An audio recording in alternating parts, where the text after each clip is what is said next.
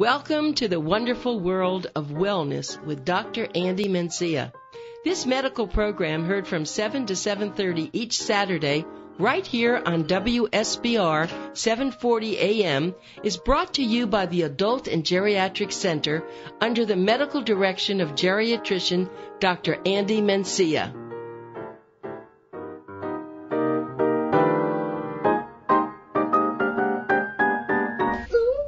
Okay.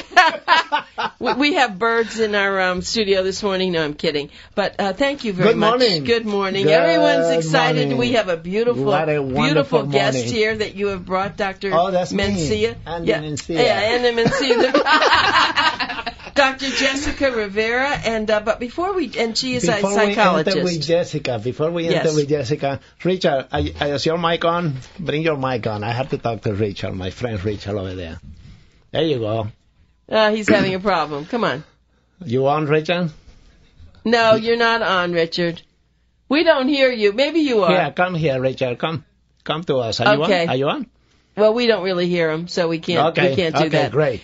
So we did a hypnotherapy for you, and it's been 2 weeks now. No, and how are you doing? You know what? That's not coming that way. Go ahead. So far, so good? Excellent. I'm very, very happy. And the main reason I want to put you on the air because I want to encourage you to continue to be a smoke-free man. It's a challenge. Okay. Excellent. So it is a challenge. It's going to continue to be a challenge, Richard, for the rest of your life. But the motivation for you is how many people tomorrow will look at you and say, I can quit too.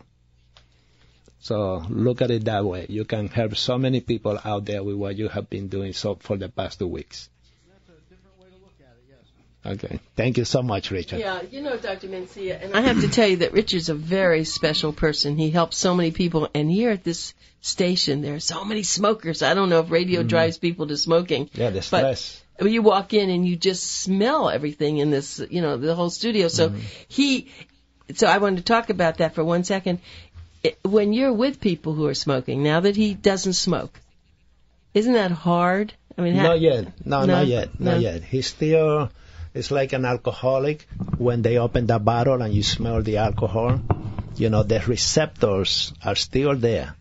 And if you eat sugar or if you eat salt, those receptors are open. And those receptors, they start shutting down with time.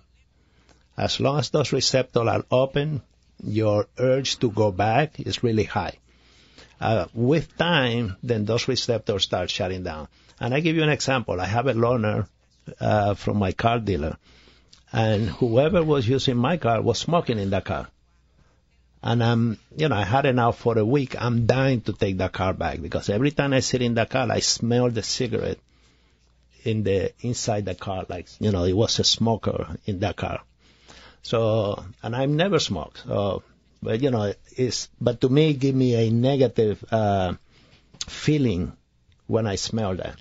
To Richard, still is going to be more positive feeling when he smells that than negative. That's very interesting. He's still very close to falling back. As time go on, he's get stronger and stronger, and then he's going to be completely that he doesn't. I tell you, if I go out to a club or something and I see a girl and I start talking and I just smell the cigarette, that turn me off. Some people get turned on by that.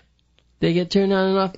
Well, but I think getting into why this has all happened, your hypnotherapy, it's very important that we discuss that as part of this because now we have Jessica Rivera, of course, who is a psychologist, but it took more than just his wanting to do it, didn't it?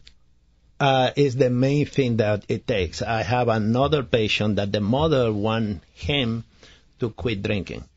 And I say hypnotherapy will help. The mother will pay anything for hypnotherapy. I asked the patient, do you want to quit drinking?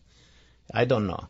I say, okay. And so I told the mother, when he knows that he wants to quit drinking, spend your money. Right now, don't spend your money on him.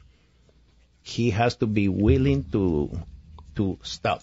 I want you to ask Dr. Rivera something.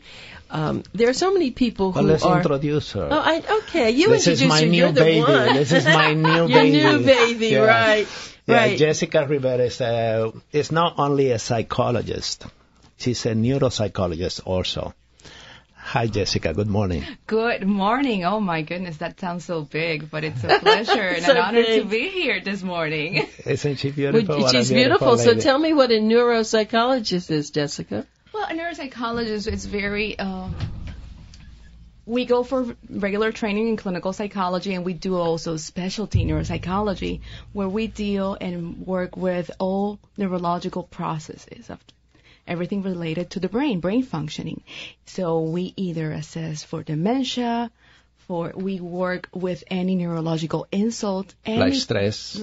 And also in my case, I also work with a lot of health-related issues and how it works and correlates with the medical component, with the medical issues. So it's not only in my case, I also work and focus in those health-related issues and how it dances. I had a patient not a ton of patient with high blood pressure, but I have this particular patient that I'm seeing with one of my students.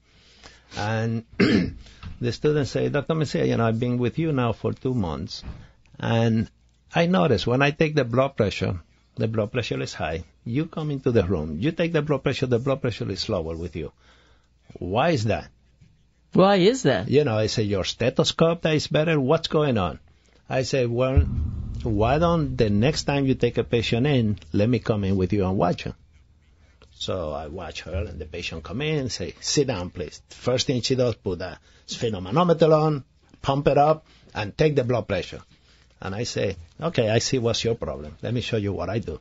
I bring the patient in. I sit down. Patient sit down. I say, well, how are you doing today? So I say, I talk to my patient. I make sure the stress level come down, right, and then I get the real blood pressure. But that's so important because that brings in the factor that we're dealing with humans, with people. So we need to understand that we need to ease him down through the process of the medical issue, of the medical process when they go to your office. Even the staff in the office, it's so important. Exactly, like you're saying. And nobody likes to go to the medical doctor. Normally, people don't like to see a doctor because that alone is threatening.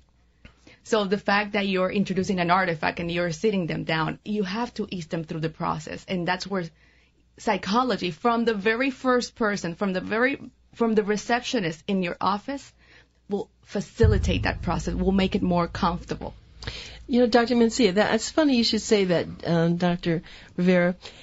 I go to a gynecologist, and we were having a chat, and he said he was going to this institution now to do some work, and he has been practicing. Here comes the gynecologist. Yeah, right. My God, man, that's I right. knew it. So that's true. So for 30 years, he's been doing it in a very nice way. He first meets with you, and then he goes, and then you go into the office. You go into the patient's room, and you undress, and you do what you do. But he said the institution he's going to says, no, takes too long. You meet the person right away, and he's never seen them dressed. He sees them undressed. He said, I will not do that. I've never done that way, and I was thinking psychologically. He says it's not a nice thing. Yeah, it's not and humane. So it's just what you were saying. So here you are, I've never seen the doctor before, and you're naked or, with him. Yes. But here, you meet him, you're dressed, they talk to you, and it's just what you were saying. Absolutely. It's like, meeting a surgeon for the first time while you are laying down on the table ready to be operated. It's not the way to do things, So it's just for the efficiency of it. But tell me, Dr. Mencia, how are you going to be working with Dr. Rivera? Well, we already have the Department of Psychologists in the office. She just one more psychologist working with us. The beauty of her addition to the practice is that she's also a neuropsychologist. Now, as a geriatrician, my objective is always improve quality of life, minimize the amount of pills, prescription pills that you're taking, improve the holistic approach to health care. So with that in mind, having a person like Dr. Rivera working with me, right alongside with each other, we can take the patient, let's say a patient with severe anxiety or depression or Alzheimer or hypertension, or they just relocated and they have to readjust in their life. Dr. Rivera will come in and will work with the patient without prescribing, here, one more pill for you to take. That's the beauty of working with her. Now, Dr. Rivera, do you actually sit down and talk with people? Is that what, in your psychological analysis, how do you get to where you're going? Well, each person is different, like we already know. And, of course, I have to do an initial assessment. I have to get to know the person. It is not a cookie-cut approach. It's not the same for everybody. So I assess what the person needs. I want to hear what the problems are. And I like to assess whether is it an adjustment process like Dr. Mencia was talking about. Is it that they're not taking a very active approach in their anxiety, in their pain management? So I like to see and hear what is it that they need, and then would take it from there. And I assess maybe this person needs to have to control their physiological responses to anxiety, to the regular life stressors. Maybe it's a patient that has a dementing process, and maybe I also need to work with the caregivers to also enhance their quality of life, to see maybe we need to do some cognitive remediation strategies. So as you can hear, it's also different. And I need to adapt and see what is it that they need in order to make a very individual assessment. I told one of my patients, that saw Dr. Rivera last week, I think it was your last patient, 2 sisters. And I told them that she was going to be on the air today. I got to listen to her, but not the patient, the caregiver. Because I asked the caregiver, how did it go with Dr. Rivera? You guys, everything went okay? I always get the feedback from my patient. That's my gauge. And the caregiver say, well, I don't know how my aunts did, but I'm telling you, to me, it was so rewarding to meet Dr. Rivera. I feel like now I have somebody that understands what I'm going through, and I know she's going to help me. And she is the caregiver here, but we need her to be tiptoe so that those persons can be well taken care of. We have this, we have the tendency in the field when we are dealing with patients to forget and neglect the caregiver. Absolutely. And the caregiver, they burn out. They're so distressed and they don't have anybody to talk to. And nobody's telling them what to do. This is as new to them as it is for the patient. So nobody really understands, and they need to have guidance, instruction in this process. And like you're saying, for her was so important because maybe this is the first time that somebody sat down with her to tell her the specifics. Step 1, step 2. This is what to teach her behavioral intervention strategies to maximize the quality of life of the patient and the coordination of care as well. And the percentage of stress out there is amazing. The percentage of stress and depression on caregiver is amazing. And I always ask my caregiver, how are you doing? You'll be amazed how many of them just turn around and start crying. Exactly. Because it's very overwhelming today. Oh, I'm taking care of my mom. I cannot go out anymore. I have to quit my job. They change their life totally to care for their loved one. And you actually have started to work with a home health agency too, I know, because I do appreciate that, because sometimes people who are caregiving, especially if someone has Alzheimer's, they're afraid to leave the person. They're so afraid, but I'm sure you encourage that. Yeah, I work with the senior helpers also. They provide companion so that the caregiver has some freedom now. Right. So if the caregiver have to go and have some personal time, the companion will come in and assist, and some of the home health care agency will come in if the patient needs assistance with the wound care or with the blood pressure. There's so much support out there that, the practice is just getting better and better. And now with this flower that we have added on to the practice, it's like, it's a beautiful practice now. It's interesting, isn't it, Dr. Rivera, that you found that we found each other. Yeah, found each other. That we found. But Dr. Mencia does just exude this wonderful care and love, and people feel this over the radio. I know that there have been so many people who said to me, Dr. Mencia, when is he going to be on, and what is he like? They want to know everything about him. I feel like I'm. They ask me about you when they come to right, the office. So I'm afraid to really, I say, well, he's gorgeous, he's all this, but no, but you have to go and see him. But it's mostly the care that they provide there, and everyone. I mean, whether it's Dr. Rosemary, who is the finest dentist, or you just walk through there. And she's working today. If you need dental care, you can walk into. She's going to kill me. Dental care, or she will kill you. You're right, because dentists, of course, have to really have appointments and work hard. But if maybe you need to just meet with her, she would probably meet with her. Mike is going to be in the dental department today. Antonio, Rosemary, all of them are going to be there on Saturday. So this Saturday they are on. Dr. Gillette, our other wonderful psychologist, she's going to be there next Saturday. So some of the consultants now, they are pulling time aside on Saturday because it's easier for the family and, other people to come in with the patient and get more information on what's going on with them. I was saying that to Dr. Mencia, here you work 5 days a week normally, and now he works 7, but now you're taking an extra day. Isn't this hard on you? And he has this bright look in his face, and he said, but it's so good for everybody. And I love it. I love what I do. I know you do. And there really is a need for that, isn't it, Saturdays? Absolutely. Dr. Rivera, before I got my MD degree, my field was in psychology. Let me ask you about biofeedback. Do you work with biofeedback? I do work with. I integrate it in my sessions because I love that word, integration. Yes, it's a fantastic word. It's a fantastic word because it allows for flexibility, a flexible approach.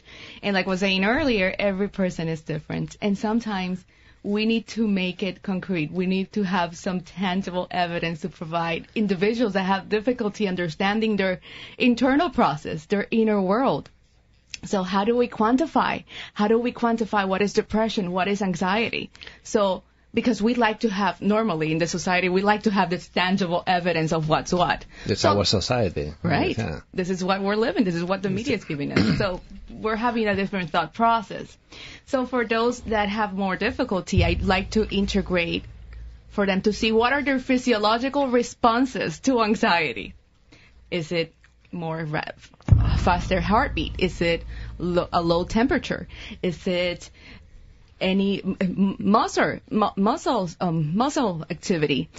activity? I'm sorry. And so I like to integrate that for those who need to have that tangible evidence, so they can start improving and controlling their physiological responses. Why? Because we need to reduce that sympathetic nervous system.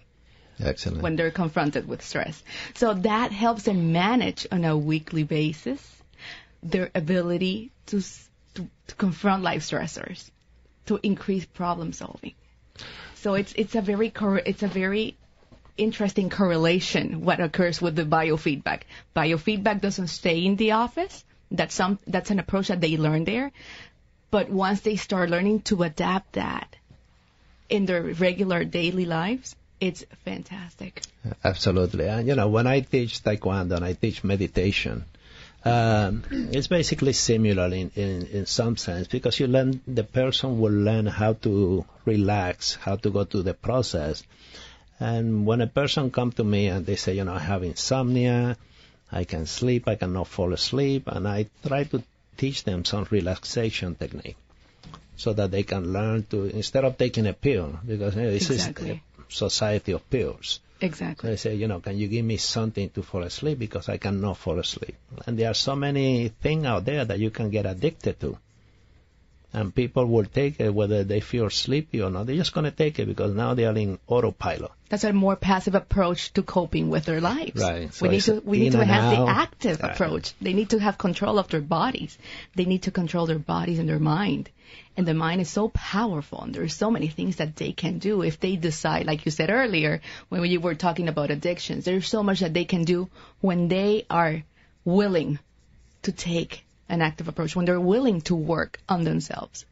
Absolutely. Just like Richard, he was willing. I mean, he was ready. Exactly. Right. But he needed the extra help, didn't he? One thing I love about Richard, that he failed the first time. He failed the first time. And he said, you know what, I'm getting up, I'm going to try one more time. And I told him, you can try as many times as you want to, Richard. And the second time, boom, did it for him. And don't stop trying. He was willing to continue trying. Right. Can I move into something else using psychology? When someone is going to have an operation, something very serious, would you consider having them first talk to someone like Dr. Rivera to help get through this? Because it's very scary. Absolutely. Prior to the surgery, absolutely. As a matter of fact, I was talking to one of my patients that she's going for a mastectomy. Now, her family history is so intense that she asked me, she said, what would you recommend? And I say, in your case, I would recommend double mastectomy. Don't go for one and then keep the risk with you. Go for double mastectomy, but I would recommend that you see my psychologist first, and let's start working with the psychologist. And it's so interesting when a person goes through that process with a psychologist. It's like having a personal trainer. This person will guide you through the process and say, this is how we're going to deal with this. And it's so nice when the psychologists get to meet you as you are. It's like when a person is going to go into hospice.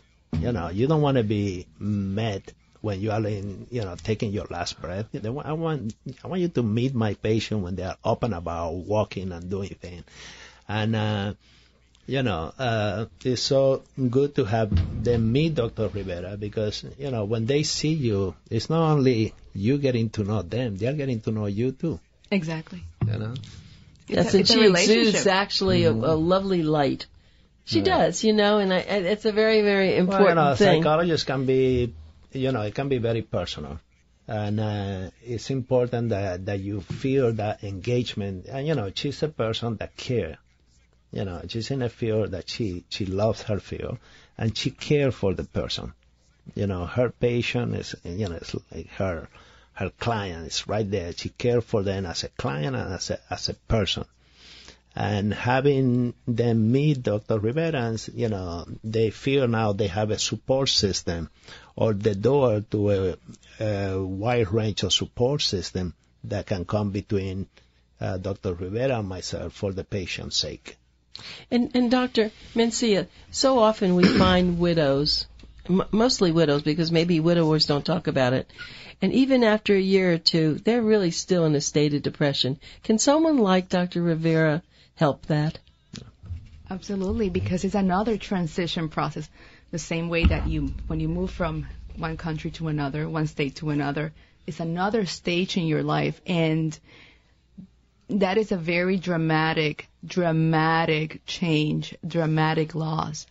So, what can you say to them that makes a difference? I mean, I'm just curious about that. There is life after that. There is still hope. There is still purpose in their lives, and many times people feel that their purpose at a certain age and a certain stage is, interestingly, not now in the geriatric population. I'm seeing this because of the changes that we're seeing in society. Many people are saying that they lost their purpose, that there's nothing else for them to do anymore. And we need to redefine purpose. But when we get so depressed, when we get so anxious, when we're in such emotional pain, we only see one part of this vision, of this scenery. And they just get so focused, people get so focused on the loss. And there's still purpose. They're so valuable still, and there's so much for them to give if they're willing to engage in a process of an exploring process. First, they need to work through the grieving process. That's the most important part, the first stage, and then start redefining that purpose. What is it that they still have to give? Because they're very valuable. They have so much wisdom. They have so many resources to give to all of us. We have so much to learn from their experiences. It's funny, I'm sitting here and I can just see it. So we're in the room and we've just said this, and here she is. You can feel it, can't you? Yes. That she's got such heart. This is lovely. How did you luck out like this, Dr. Rivera? I don't Dr. know. Mencia. God is always looking out for me. But, so when people go to the grieving process, it's stages people go through. And when you're working with somebody like Dr. Rivera, she see at what stage you are at that moment in time, and then she help you walk through the stages of grievance until you are completely out of it, because there's a stage that you cannot talk about the future yet. You have to just stay on the here and now, and then go to the second stage and go through the process, and you don't need antidepressant for that. Basically what you need is psychological support. And unfortunately, I meet so many patients that they have been taking antidepressant. I say, why are you taking this? Oh, I lost my husband, and then I went to see my primary care doctor, and a week later, after I lost my husband, they gave me this prescription, and I've been taking this ever since. But you know what is the interesting part about that? I receive many patients that they tell me, well, I have this medication, this happy pill that they gave me. Pill.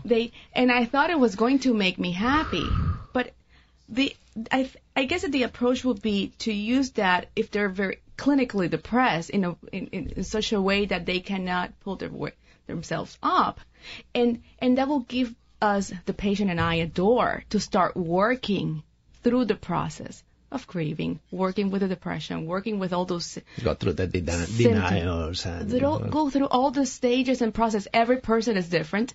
They're going to process the experience differently. Their past experiences are going to be very important mediators in this process.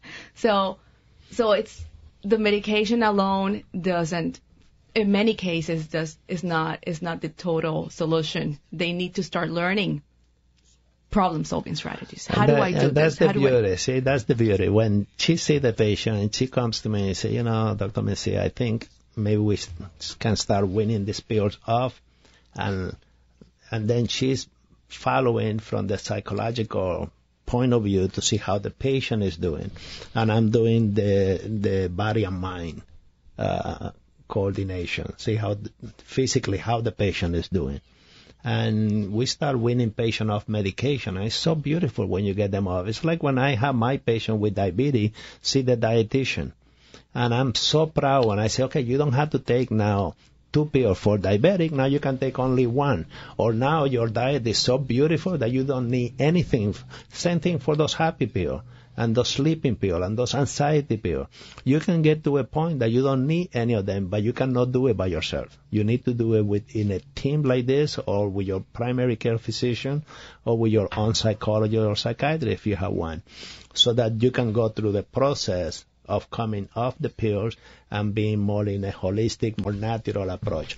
And the office phone number is 954-489-1345. Anita is so into this conversation. It was like dancing Anita is so on the into air. this conversation. I didn't even know where Dr. Rivera, we're going to dance so this nicely. Was really, this was fantastic. I was there in the office getting my treatment. This was fantastic. Okay, we have to do this again. This is this is fantastic. Latin women here. Oh my gosh, I can't believe this. We are really this. dancing to the air. Oh boy, we really were. 954-489-1345, and go to their website. It's fantastic. You'll see a lot of Dr.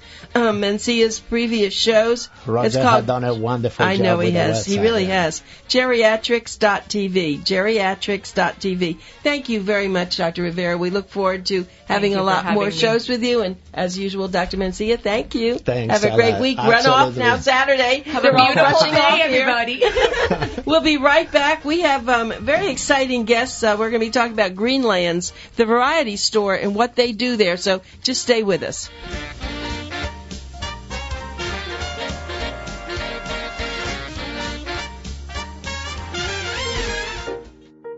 Thanks for listening to The Wonderful World of Wellness with Dr. Andy Mencia. Be sure to tune in each Saturday morning from 7 to 7:30 right here on WSBR 740 AM.